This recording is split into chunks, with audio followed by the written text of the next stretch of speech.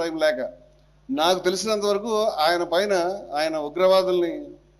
ఏదో ఆయన స్ఫూర్తిగా ఆయన రెచ్చగొడుతున్నాడనో లేకపోతే ఆయన వీడియోలు చూసి ఊపా చట్టం పెడుతున్నారంటే ఒకవేళ అది నిజమైతే కనుక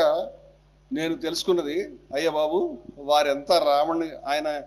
ప్రశ్న ఛానల్ రావణ్ ఈ దేశంలో ఉన్న యూట్యూబర్లు అందరూ కలిసి ఎంత అండి వాళ్ళ ఇన్ఫ్లుయెన్స్ ఎంత మీరు సినిమాల్లో పవన్ కళ్యాణ్ గారు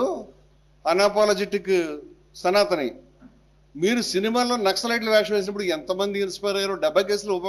పెడితే బాగుంటుంది కదా మీ మీద మీరు జల్సా సినిమాలో నక్సలైట్ వేషం వేసుకుని డైలాగులు చెప్పలేదా దాన్ని చూసి ఎవడో ఇన్స్పైర్ అయ్యి నక్సలైట్లో జాయిన్ అవ్వలేదా మీకు వర్తించదా మీ అన్నయ్య గారును మీ అన్నయ్య గారి కొడుకు మొన్న ఆ సినిమా ఏంటది ఆచార్య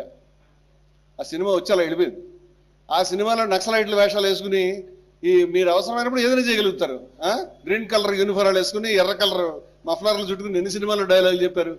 అంటే ఏమి పిల్లి పాలు తాగుతూ ఎవడో చూడలేదు అనుకుంటుందా లేకపోతే ఎముకలు కూడా మెళ్ళ వేసుకుని తిరిగినా తప్పు లేదు అనుకుంటారా మీకు ఏమైనా సిగ్గు లేకుండా పోయిందా ఇప్పుడు ఈ మాటలు ఎందుకు చెప్పాల్సి వస్తుంది అంటే దీనికి చాలా మంది యూట్యూబర్లు సనాతన ధర్మాన్ని లింక్ పెట్టి మాట్లాడుతున్నారు సనాతన ధర్మానికి దీనికి ఏంటి అంటే సంబంధం ఆయన ఈయన ఎక్కిరిచ్చాడు ఈయన నచ్చలేదు ఆయన ఎక్కిరిచ్చినటువంటి హావభావాలు లేకపోతే విశ్లేషణ ఈయన నచ్చలేదు అనుకుందాం ఒక నిమిషం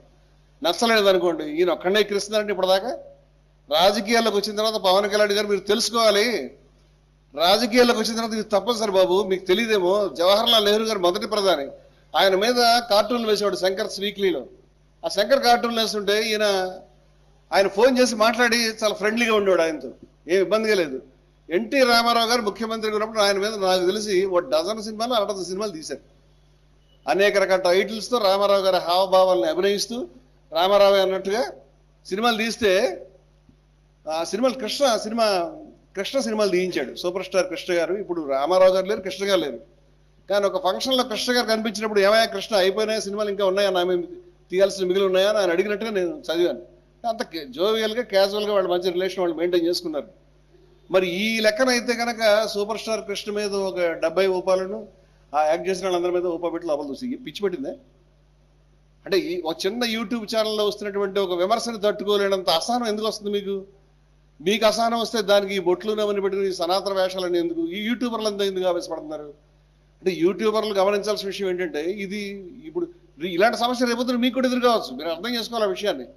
ఎందుకు పెట్టారంటే అదో దరిద్రపు చట్టం